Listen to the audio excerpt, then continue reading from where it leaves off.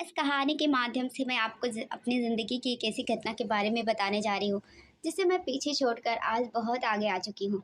मेरा नाम सिमरन है। जब मैं 10 साल की थी, तभी मेरे माता-पिता की एक कार एक्सीडेंट में दोनों की डेथ हो गई। तब से मैं अपने दादी के घर आ गई और यहीं पर रहने लगी। पहले मैं अपनी मम्मी-पापा के साथ मुंबई में रहती थी, लेकिन अब आज मैं 18 साल की हो गई हूँ। मैं अपने कज़न निया के साथ थी। मैं पेड़ पर चढ़ी हुई थी, निया नीचे थी, तभी अयान की आवाज़ पर उछल पड़ी। तुम यहाँ पर क्या कर रही हो? वह भी अकेले। नेहा को बिल्कुल भी अंदाजा नहीं था कि इस वक्त उसका यह खड़ूस कज़न यहाँ पर आ जाएगा। वह डरते डरते अपनी नज़र आम के पेड़ के ऊपर की, जहाँ पर मैं खुद छिपने की नाकाम कोशिश कर रही थी। जब अयान ने नेहा को आम के पेड़ के ऊपर देखते हुए देखा, तो अभी उधर ही देखने लगा। जब उसने मुझे आम के पेड़ पर चढ़े देखा, तो कुछ ही मिनटों बाद उसका चेहरा गुस्से से लाल हो गया, क्योंकि उसने कुछ दिनों पहले ही हम दोनों को यहाँ आने से मना किया था। क्योंकि आज से 2 साल पहले मैं पेड़ से गिरकर अपनी एक टाँग तुड़वा चुकी थी, लेकिन फिर भी मैं अपनी इन हरकतों से बाज़ नहीं आई थी। 2 मिनट के अंदर-अंदर नीचे उतरो, वरना मुझसे बुरा कोई भी नहीं होगा, अयान ने नीचे से चिल्लाते हुए कहा। अयान की गुस्से भरी आवाज़ सुनकर तो मेरा दिल डर से काँपने लगा था। अयान से मुझे हमेशा से ही डर लगता था। अयान से बात करते हुए भी मेरी टाँगें काँपती थी। हमेशा यही कोशिश रहती थी कि मेरा सामना अयान से ना हो।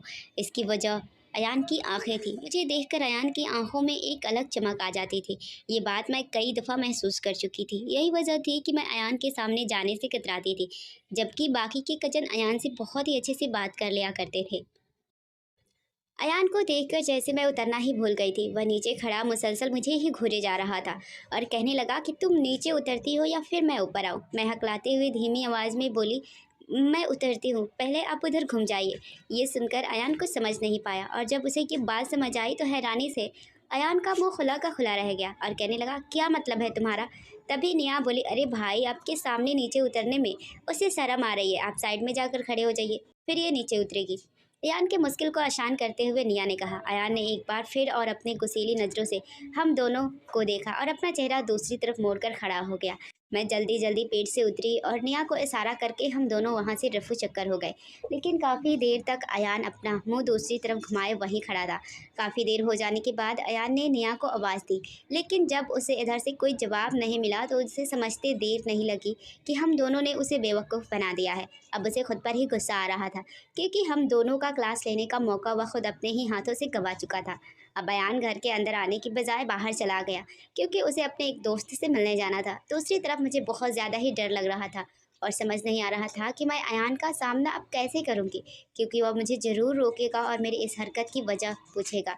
मैंने सोच लिया था कि आज मैं उससे डरने वाली नहीं हूँ, बिल्कुल भी नहीं डरूंगी मैं, और उसकी आंखों में आंखें डालकर उसकी बातों का जवाब दूंगी, सारे जैसे सारे कज़न करते हैं। मैं इन्हीं सोचों में गुम थी, तभी मुझे एहसास हुआ कि कोई मेरे करीब आकर बैठा। मैं उछल पड़ी। मैंने देखा कि मेरे चाचू का बेटा, जिसका नाम रुमान था, वो मेरे पास आकर बैठा था।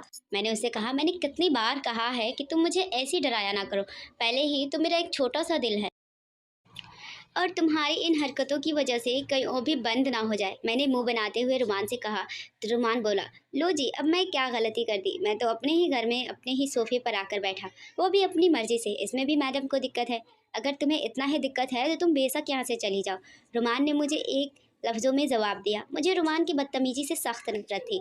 भले ही मैं उससे 1 साल छोटी थी, लेकिन वह हमेशा मुझसे ऐसे ही बात किया करता था, बदतमीजी से। मैं मुंह बनाकर उठकर वहां से अपने कमरे में जाने लगी। तभी पीछे से रुमान ने आवाज़ दी कि कल आतिफ असलम की कॉन्सर्ट है, तो मैं अपनी, तुम्हारी और नेहा की टिकट बुक की है। कल शाम टाइम पर तैयार रहना, मुझे कोई बहाना नहीं चाहिए। ये कहकर रुमान वहाँ से चला गया, जबकि मैं उसे रोकती रह गई। मुझे खुद पर ही गुस्सा आ रहा था। ना जाने क्यों मैं उनकी हर किस्म की बातों को मान लेती थी और हमेशा अपनी मर्जी के खिलाफ ही काम करती थी। हमेशा ऐसा ही होता था। मेरे कजन मुझसे अपने हर काम निकलवा लेते थे और मैं उन्हें रोकती रह जाती। मुंह बनाए हुए मैं अपने कमरे में गई, जहाँ निया पहले से ही मौजूद थी। उसने मुझे ऐसे मूड में देखा तो वजह पूछने लगी। मैंने निया को पहले वाली सारी बातें बता दी। जब निया ये बात सुनी तो खुशी से झूमने लगी, क्योंकि वह रुमान से कई दिनों से आतिफ असलम के कंसर्ट के बारे में बात कर रही थी और उसे मिन्नतें कर रही थी, समाजतें कर रही थी कि वह इसका टिकट खरीदे। और फाइनली आज उसकी मुराद पूरी हो गई थी। निया रुमान के साथ कंसर्ट पर जाना चाहती थी, क्योंकि वह रुमान के साथ हमेशा ही एंजॉय करती थी। नेहा को मेरे बारे में पता था, मुझे इन सब में कुछ ख़ास दिलचस्पी नहीं थी। इस बारे में नेहा ने मुझसे थोड़ी बहुत ज़िक्र की थी, लेकिन ज़्यादा फ़ोर्स नहीं किया था। लेकिन आज जब उसे पता चला कि रुमान ने टिकट खरीद लिए हैं, तो उसका चेहरा खुशी से खिल उठा था, जबकि दूसरी तरफ नेहा को हैरानी हो रही थी कि रोमान ने जब टिकट खरीद लिए थे तो उसने मुझे क्यों नहीं बताया जबकि मुझे तो इन सब में ज़्यादा इंटरेस्ट थे। उसने इस बात को नज़रअंदाज किया और कल के लिए ड्रेस डिसाइड करने लगी। दूसरी तरफ अयान जैसे ही घर आया उसे सबसे पहले ख्याल मेरा ही आया। मेरा ख्याल आते ही उसके चेहरे पर एक मुस्कुराहट सी झलक गई और खुद से ही बातें करने लगा कि तुमसे तो मेरा हिसाब किताब अभी बाकी है। बस एक बार तुम मुझे कहीं मिल जाओ भीगी बिल्ली। अयान को ज़्यादा इंतज़ार नहीं करना पड़ा था। थोड़ी सी देर बाद मैं उसे किचन में जाती हुई दिखाई दी। मेरे बाल उलझे हुए थे और मेरी आंखें में नींद की वजह से आधी खुली थी। अयान को अंदाजा हो गया था कि आधी रात को मैडम को भूख लगी है। यही वजह थी कि मैं किचन में आई थी। मैं किचन में जाकर खाना गर्म कर रही थी कि तभी मुझे एहसास हुआ कि जैसे मेरे पीछे कोई खड़ा हुआ हो। अब डर की वजह से मेरा दिल कांपने लगा था। आज रात को मैं सोने से पहले एक हॉरर मूवी देखकर सोई थी, जिसमें कुछ ऐसा ही सीन था कि एक लड़की किचन में होती है और वही एक भूत आ जाता है। मैं दिल ही दिल में दुआएं पढ़ने लगी और अल्लाह से दुआएं करने लगी कि अल्लाह मेरी हिफाजत फरमा। अब किसी की कदमों की आवाज़ सुनाई देने लगी। धीरे धीरे कोई मेरी तरफ बढ़ने लगा था। मैं खुद पर काबू पाने की कोशिश कर रही थी, लेकिन मुझे खुद पर कंट्रोल ही नहीं हो पा रहा था। डर के मारे मेरी जान निकल रही थी। मैं चीखने ही वाली थी कि तभी जल्दी से अयान ने मेरे मुंह पर हाथ रख दिया। वाह बिल्ली, तो मेरी सोच से भी ज़्यादा डरपोक है, अयान ने मुस्कुराते हुए लहजे में कहा। थोड़ी देर बाद मुझे एहसास हुआ यह कोई भूत नहीं बल्कि ये तो अयान है। जब मैं होश की दुनिया से बाहर आई तो झट से अयान से अलग हुई। आपने तो मुझे डरा ही दिया था। ये कौन सा तरीका है किसी से बात करने का? और रात के इस वक्त आप यहाँ पर क्या कर रहे हैं? आपको पता नहीं है कि ये किचन है और रात में यहाँ मर्दों का आना मना है। अगर बाबा ने आपको इस वक्त यहाँ पर देख लिया तो बहुत गुस्सा करेंगे। आप जाइए यहाँ से। ना जाने आज मेरे अंदर इतनी हिम्मत कहाँ से आ गई थी कि मैं अयान से इस तरह की बातें कर रही थी। ना ही हकला रही थी, ना ही डर रही थी। आज उससे बात भी कर रही थी, बल्कि इसे यहाँ से जाने के लिए भी कह रही थी। तभी अयान मुस्कुराते हुए बोला, क्या बात है? तुम्हारी हिम्मत को तो दाद देनी पड़ेगी। आज तो भीगी बिल्ली को डर नहीं लग रहा और ना ही मुझसे घबराहट हो रही है। लगता है किसी ने अच्छे से ब्रेन वॉश किया है तुम्हारा, इसीलिए इतनी हिम्मत आ गई है। ये कहकर अयान वहां से गया नहीं और सामने कुर्सी पर बैठकर मुस्कुराते हुए नजर से मुझे देखने लगा। मैं मन में सोचने लगी कि कैसा इंसान है, इसको तो शर्म हया से दूर दूर तक ताल्लुक नहीं है। इसका तो मुझे घूरना जहर लग रहा था। थोड़ी देर बर्दाश्त करने के बाद मैं चूल्हा बंद की और बगैर खाना खाए जाने लगी तो पीछे से अयान की आवाज आई, अगर तुम यहाँ से निकले तो मुझसे बुरा कोई नहीं होगा। अयान की कुसीली आवाज सुनकर मैं डर कर वहीं रुक गई। जब अयान मुझे ऐसे डरा हुआ देखा तो सोचने लगा, बस इतनी ही हिम्मत थी इस बिल्ली में। मुस्कुराते हुए उसने मुझे आवाज़ दी और मुझे अपने सामने टेबल पर बिठाया। मैं खामोशी से उसके सामने टेबल पर बैठ गई। मेरे आंखों में आंसू तैर रहे थे। मैं खुद को बहुत बेबस महसूस कर रही थी। ना जाने क्यों मैं इस शख्स की हमेशा बात मान लेती थी। और ये मेरा डर कब खत्म होगा? मैं अपनी आंखों के आंसू साफ कर लिए और शिकायती नज़रों से उसे देखने लगी और बोली, क्या मिलता है आपको मुझे तंग करके? मुझे आपसे कोई बात नहीं करनी और न ही मुझे आपके साथ बैठना है। मुझे जाने दीजिए। आप मेरी कज़न हैं, मैं आपकी इज़्ज़त करती हूँ। इससे ज़्यादा कोई और रिश्ता नहीं है हमारा। इस नाते आपका भी कोई हक नहीं बनता कि आप मुझ पर ऐसे हुक्म चलाएं। ये सुनकर अयान मुस्कुराया। भीगी बिल्ली, तुम्हें बहुत जल्द पता चल जाएगा कि हमारा रिश्ता क्या है। और जिस दिन तुम्हें पता चलेगा ना, उस दिन मैं तुम्हें बताऊंगा कि मैं तुम पर कितना हक रखता हूँ। मैं अयान को नासमझी से देख रही थी, क्योंकि उसकी बातें मेरे सर के ऊपर से जा गुजरी थी और मुझे कुछ समझ नहीं आया था। मैं बस यहाँ से जाना चाहती थी। मैं यहाँ से जाते उससे पहले पहले उठो और खाना गरम करो, खुद भी खाओ और मुझे भी दो। अयान का नया हुक्म सुनने को मिला। ना चाहते हुए भी मैं खाना गरम की और अयान के साथ बैठकर खाना खाया और शुक्रिया अदा किया और बोली कि क्या मैं अब अपने कमरे में जा सकती हूँ। मैं दिल ही दिल में सोच रही थी कि एक बार मैं अपने कमरे में चली जाऊँ, उसके बाद मैं कभी भी अपने कमरे से नहीं निकलूंगी। मैं अभी किचन से बाहर निकलती कि तभी अयान ने मुझे फिर से दोबारा रोक लिया और कहने लगा कि मैं तुम्हें कितनी बार कहा है कि तुम पिछले वाले बाग में न जाया करो। वहाँ की जगह हमेशा सुनसान पड़ी रहती है। हवेली के लोग वहाँ जल्दी नहीं जाते। लेकिन तुम्हें मेरी एक बार कही हुई बात कहाँ समझ में आती है? मैं आखिरी बार तुम्हें कह रहा हूँ, आइंदा से अगर तुम्हें उस बगीचे में देखा तो अपनी अंजाम की खुद जिम्मेदार होगी। मैं बहुत ही मुश्किल से खुद को संभाल रही थी। मैं भागती हुई अपने कमरे में आई और फूट फूट कर रोने लगी। आज शिद्दत से मुझे अपने अम्मी-अब्बू की याद आ रही थी। आज से 8 साल पहले उनकी कार एक्सीडेंट में डेथ हो चुकी थी, लेकिन उनकी याद मुझे आज बहुत रुला रही थी, क्योंकि अगर आज वो ज़िंदा होते तो कभी भी ये लोग मेरे साथ ऐसा सलूक नहीं करते। ये सब कुछ उनके जाने के बाद ही शुरू हुआ है। जब अम्मी-अब्बू के इंतकाल के बाद मैं यहाँ पर आई तो अपने चाचा, ताया और दादी के साथ यहीं पर रहने लगी। मेरे चाचा और दादी, चाचे चाची मुझसे सब बहुत ही प्यार करते हैं, सब मेरा बहुत ही ख़्याल रखते हैं। लेकिन मेरे कज़न ही हैं जो मुझे हमेशा तंग करते रहते हैं। जब मैं रुमान से अपनी जान छुड़ाकर भागती तो अयान मेरे गले पड़ जाता, उससे भागती तो कोई और मुझे तंग करने लगता। इन सब से बचकर जाती तो नेहा से मेरी लड़ाई हो जाती थी। मुझे बहुत दुःख होता था, मेरा बस चलता तो मैं यहाँ से कहीं दूर भाग जाती। लेकिन मैं ऐसा नहीं कर सकती थी, क्योंकि इन सब के अलावा मेरा इस दुनिया में कोई और था ही नहीं जिसके पास मैं जाती। जब दादी के पास उनकी शिकायतें लेकर जाती तो दादी उल्टा मुझे ही समझाती रहती कि बेटा ये बच्चे थोड़े शरारती है, तुम भी इन्हीं की तरह बन जाओ, सब ठीक हो जाएगा। लेकिन मैं इनकी तरह नहीं बन सकती थी, मैं नाजुक सी दिल की थी, किसी की भी बातों का जल्दी बुरा मान जाती थी और मुझे रोना आ जाता था। मैं किसी की ऊंची आवाज़ बर्दाश्त नहीं कर पाती थी, कोई मुझसे थोड़े से भी सख्त लहजे में बात करता तो मैं रो देती थी और मैं बहुत ज़्यादा ही डरपोक थी। छोटी सी छोटी बातों से मैं डर जाती थी। अगली सुबह मैं बार-बार नेहा को मना कर रही थी कि मुझे कंसर्ट पर नहीं जाना। मैं बार-बार ज़िद करने लगी कि मुझे नहीं जाना है, मेरी तबीयत ठीक नहीं है। लेकिन नेहा मुझे मनाती रही, मुझसे कहती रही कि मैं तैयार हो जाऊँ।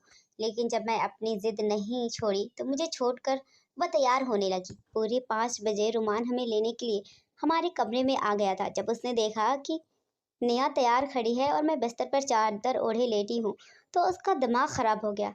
बस सर्द लहजे में बोला कि इसे उठाओ और जल्दी से तैयार करो। ये सुनकर नेहा परेशान हो गई। उसकी तरफ जैसे पूछ रही हो कि तुम्हारा दिमाग तो नहीं खराब हो गया रुमान। रुमान कहने लगा, इसे उठाओ और लेकर नीचे आओ। अगर ये नहीं जा रही तो मैं किसी को भी कंसर्ट पर लेकर नहीं जाऊंगा। ये कहकर रुमान वहां से चला गया, जबकि नेहा अपना सर पीट ली। मैं भले ही सोने का नाटक कर रही थी, लेकिन उनकी सारी बातें सुन चुकी थी। मैं गुस्से से अपने बिस्तर पर उठकर बैठ गई, मेरे आंखों से आंसू बह रहे थे। मुझे रुमान से सख्त नफरत महसूस हो रही थी। फिर मैंने देखा कि नेहा खुद परेशान बैठी है। अगर मैं नहीं जाऊँगी तो मेरी वजह से निया का मज़ा भी ख़राब हो जाएगा, जो इस कंसर्ट के लिए कल से एक्साइटेड थी और खुद को तैयार कर रही थी। ना चाहते हुए भी मैं उठी और उठकर तैयार होने लगी। एक ब्लैक कलर का सूट पहना जिस पर मेरी सफ़ेद रंगत दमक रही थी। थोड़ा-सा मैंने मेकअप किया, जिसके बाद मैं खुद को आईने में देखा तो ऐसा लग रहा था जैसे मैं परेशान की कोई परी हूँ। मुझे खुद पर यकीन नहीं हो रहा था कि मैं इतनी खूबसूरत हूँ। जब मैं नीचे गई तो रुमान की आँखें मुझ पर ठहर के रह गई। चंद लम्हे तो मुझे देखता ही रह गया। वह सोच भी नहीं सकता था कि मैं इतनी प्यारी भी लग सकती हूँ। जब भी मैं तैयार होती थी तो ऐसा ही मदहोश हो जाया करता था। जब मुझे किसी की नज़रों की तपिश खुद पर महसूस हुई तो मैं कन्फ्यूजन के साथ उसे देखने लगी। उसने जल्दी अपनी नज़रें दूसरी तरफ कर लिया, लेकिन निया रुमान की तरफ ही देख रही थी। रुमान के इस अंदाज ने निया को बहुत कुछ सोचने पर मजबूर कर दिया था। रुमान जल्दी अपने टोन में वापस आ गया और हुक्मिया लहजे से मुझे कहने लगा कि पहले तुम क्यों नहीं तैयार हुई थी। तो मैं धीमी आवाज़ में कही, मेरी तबीयत ठीक नहीं थी। तो तंज मारते हुए कहा, तो अब ठीक हो गई तुम्हारी तबीयत? मैंने उसे शिकायती नज़रों से देखा, लेकिन कहा कुछ भी नहीं। इससे पहले कि हम बाहर जाते इतने में अयान आ गया। जब उसने मुझे रुमान के साथ देखा तो उसे गुस्सा आ गया, क्योंकि वह रुमान की आंखों में मेरे लिए पसंदीदगी देख चुका था और अभी हम दोनों एक साथ खड़े हुए उसे बहुत बुरे लग रहे थे। वह मेरे साथ किसी और को देखना ज़रा भी बर्दाश्त नहीं कर सकता था, चाहे उसका कज़न ही क्यों ना हो। और कहने लगा कि किसके इजाज़त से तुम यहाँ से जा रही हो। मैं इस नई मुसीबत के लिए बिल्कुल भी तैयार नहीं थी और मेरा चेहरा रोने वाला हो गया था। मैं उसे कोई जवाब देती तभी अयान चिल्लाने लगा और मुझे अपने कमरे में जाने के लिए कहने लगा। यहीं पर मेरा अब बस हो चुका था। मैं ज़मीन पर बैठ गई और फूट-फूट कर रोने लगी। अब मुझे रोता देखकर दोनों परेशान हो गए। अब उन्हें समझ नहीं आ रहा था कि वो मुझे चुप कैसे कराएँ। वह दोनों ही नहीं चाहते थे कि मुझे कोई तकलीफ़ पहुँचे। वह दोनों अपने दिलों के हाथे मजबूर थे। अयान को समझ नहीं आ रहा था कि मुझे चुप कैसे करवाए। यही हाल रुमान का भी था और निया खड़ा होकर तमाशा देख रही थी। उसे तो पहले ऐसा लग रहा था जैसे वह रुमान को खो ही देगी, लेकिन अयान का ये रवैया देखकर उसके चेहरे पर स्माइल आ गई। ये सब सुनकर दादी जब लॉन्ज में आई तो सामने का नज़ारा देखकर परेशान हो गई।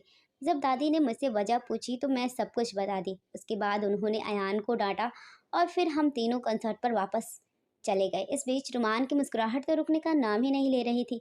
हम लोगों ने 2 घंटे कंसर्ट एंजॉय किया। उसके बाद हम डिनर के लिए समुद्र के किनारे बने एक खूबसूरत से रेस्टोरेंट में चले गए। समुद्री हवाएं चल रही थी। मेरा दुपट्टा बार-बार सर से गिर जा रहा था। मैं अपना दुपट्टा सँभालने की कोशिश कर रही थी, लेकिन बार-बार मेरा दुपट्टा सरक जा रहा था। वहीं जब रुमान ने निया को देखा तो दुपट्टे से बिल्कुल भी बेखबर थी।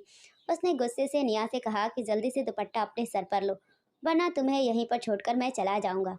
निया ना चाहते हुए भी अपना दुपट्टा सर पर लेकर उसके बाद हम 3 घंटा वहाँ गुज़ारने के बाद रात को लेट घर पहुँचे थे। मेरी तो बहुत ज़्यादा हालत ख़राब थी, मेरे पैर में बहुत ज़्यादा दर्द थे। इससे पहले मैं कभी भी इतना नहीं चली थी, लेकिन वाक़ई मुझे आज मज़ा बहुत आया था। ज़िंदगी में पहली बार मैंने एन्जॉय किया था। नेहा अपने कमरे में चली गई और मैंने अपना रुख किचन की तरफ किया।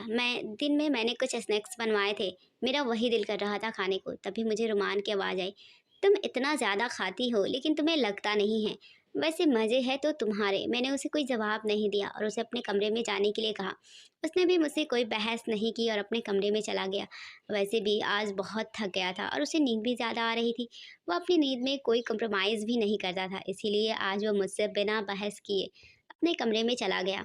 वही किचन में बैठ गई। मेरा ध्यान बार बार अयान की तरफ जा रहा था, क्योंकि आज मेरी वजह से उसकी इज्जत का फालूदा बन गया था। लेकिन गलती भी तो उसी की थी। ना ऐसी हरकतें करता और ना ही उसके साथ कुछ गलत होता। मैंने सारा इल्ज़ाम अयान के सर डालकर खुद को पुरसुकून कर लिया। मैं खाना खाने में मशरूफ़ थी कि जब मुझे एहसास हुआ जैसे मुझे कोई देख रहा हो। या मैं अपनी नज़रें उठाकर ऊपर देखा तो अयान स्लिप से टिक लगाए आराम से खड़ा मुझे ही घूर रहा था। उसे देखकर मेरा मुंह खुला का खुला रह गया। मुंह बंद कर लो, ये मैं ही हूँ, अयान ने कहा। आप इस वक्त क्या कर रहे हैं यहाँ पर? अगर आप दोबारा से मेरी बेइज्जती करने के लिए आए हैं तो मैं पहले ही आपको बता दे रही हूँ, अगर आपने मुझे कुछ भी कहा तो मैं अभी दादी अम्मी को आवाज़ देकर बुलाऊंगी। ठीक है, कह दो, आवाज़ लगाओ, बुलाओ जिसको बुलाना चाहती हो, मैं इंतज़ार कर रहा हूँ। ये कहकर अयान मज़े से मेरे सामने वाले कुर्सी पर बैठ गया, क्योंकि वह जानता था कि मैं इस वक्त किसी को भी आवाज़ देने वाली नहीं हूँ। आधी रात के वक्त मैं किसी भी तरह का कोई तमाशा नहीं करने वाली हूँ, क्योंकि वह जानता था कि मुझे अपनों से ज़्यादा दूसरों की फ़िक्र लगी रहती है। मैं बेबसी से अयान के चेहरे की तरफ देखने लगी और थोड़ी देर बाद बोली, आप चाहते क्या है मुझसे? क्या चाहिए आपको? तुम चाहिए, अयान ने संजीदगी से जवाब दिया। यह सुनकर मेरा चेहरा शर्म से लाल हो गया। क्या मतलब है आपका? मतलब साफ है, मैं तुम्हें पसंद करता हूँ और तुमसे बहुत जल्द शादी करने वाला हूँ। मैं सिर्फ अपनी प्रमोशन का इंतज़ार कर रहा था। एक बार मेरी प्रमोशन हो जाए, उसके बाद मैं अम्मी को बताऊंगा। मैं दादी को पहले ही बता चुका हूँ, इस बात से उन्हें कोई मसला नहीं है। और जहाँ तक मुझे तुम्हारे बारे में पता है, इस बात से तुम्हें भी कोई मसला नहीं होगा।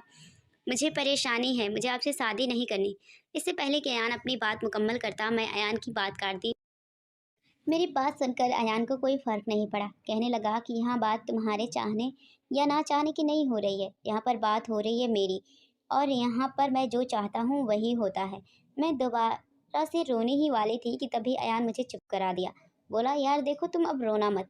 अब ना ही मैं तुम पर कोई हक जता रहा हूँ और ना ही तुमसे कोई ज़बरदस्ती कर रहा हूँ।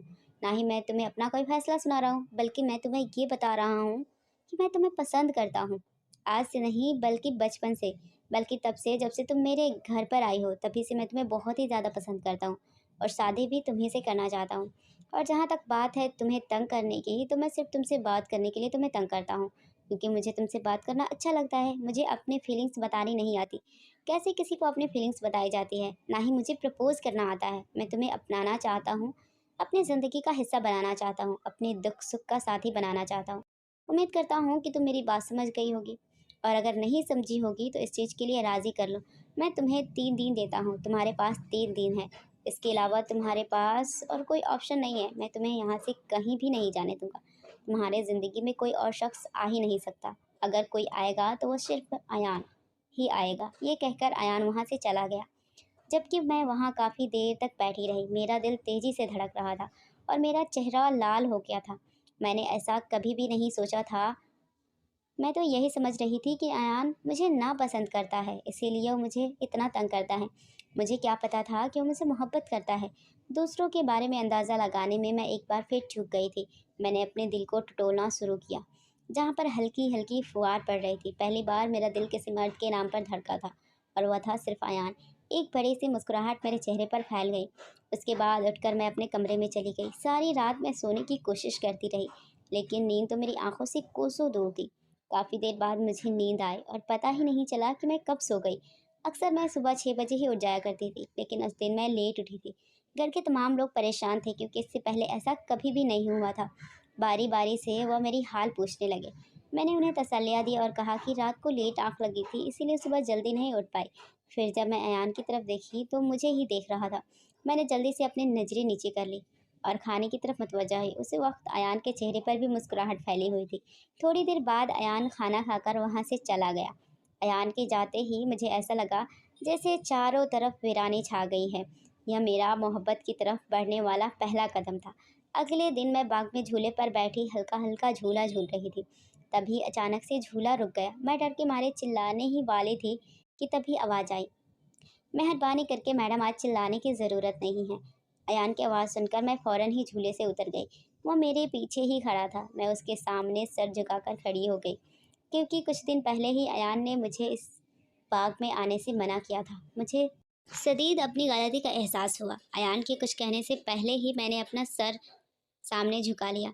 क्या आज तुम्हें जो कुछ भी कहना है कह लो, मैं सुन लूँगी, कुछ नहीं कहूँगी। मेरी यह हरकत देखकर अयान मुस्कुराने लगा और कहने लगा, गर्दन उठा लो मेरी भीगी बिल्ली, आज मैं तुम्हें डांटूंगा नहीं, बल्कि आज मैं बहुत खुश हूँ। ये कहकर अयान झूले पर बैठ गया।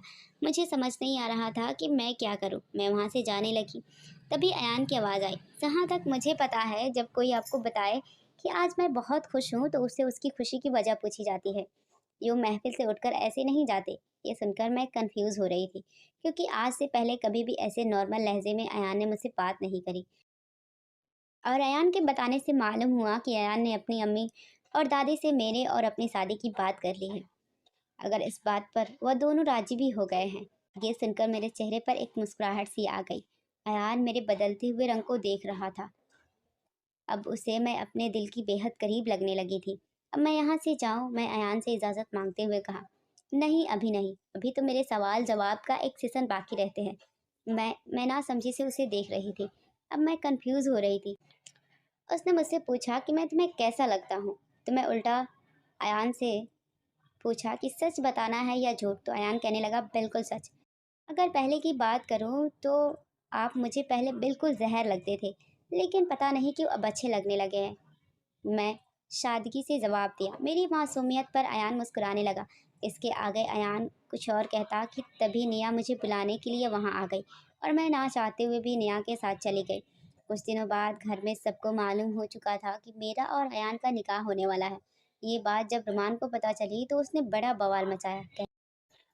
कहने लगा, मैं ये निकाह किसी भी कीमत पर नहीं होने दूंगा। लेकिन उससे मुझसे कुछ खास मोहब्बत नहीं थी, लेकिन फिर भी वह हर चीज़ को अपनी मिलकर समझता था। लेकिन यहाँ पर किसी चीज़ की नहीं बल्कि इंसान की बात थी। उसके लाख पवार बचाने पर भी किसी ने उसकी तरफ ज़्यादा ध्यान नहीं दिया। यहाँ तक कि कुछ अरसे के लिए वो घर छोड़कर भी चला गया, लेकिन बाहर के धक्के खाने के बाद वो फिर वापस लौट आया। निया अभी तक अपने दिल में उसकी मोहब्बत दबाए बैठी थी, क्योंकि वो जान गई थी कि अरमान मुझे नहीं, सिमरन से मोहब्बत करता है। इसीलिए भी उसने कुछ नहीं कहा। लेकिन उसके घर आने के बाद मैंने रुमान से बात की और उसे नेहा के बारे में बताया और उसे समझाया कि तुम उसके पीछे मत भागो जो तुमसे मोहब्बत ना करता हो, कि तुम उसे अहमियत दो तो जो तुमसे मोहब्बत करता है, तुम्हें अपना मानता है और नेहा तुमसे मोहब्बत करती है, तो तुम्हें उसे एक मौका देना चाहिए। और शायद उसके दिमाग में कुछ बातें समझ में आई, जिसके कारण उसने नेहा से बात की और जब उन दोनों के बीच अच्छी अंडरस्टैंडिंग हो गई तो हम दोनों की निकाह एक साथ ही हो गई और आज हम दोनों अपनी ज़िंदगी में बहुत खुश हैं। रोमान पहले के जैसे नहीं रहा, अपनी ज़िम्मेदारियों को समझने लगा है और अपनी ज़िंदगी में खुश है और अयान भी मुझसे बहुत ज़्यादा मोहब्बत करते हैं और हम दोनों भी बहुत खुश हैं। दोस्तों, उम्मीद करती हूँ ये कहानी आपको पसंद आई होगी। अगर पसंद आई है तो वीडियो को एक लाइक करें और नए हैं तो चैनल को सब्सक्राइब करके बेल आइकन को प्रेस कर दें, ताकि अगली वीडियो की अपडेट सबसे पहले आपको मिले। और एक प्यारा सा कमेंट ज़रूर करें और अपने दोस्तों में भी शेयर कर दें, ताकि इस कहानी का आनंद वो भी उठा सके और हमें सपोर्ट करें, क्योंकि हमें आपके सपोर्ट की बहुत ज़्यादा ज़रूरत है। पूरा वीडियो देखने के लिए धन्यवाद।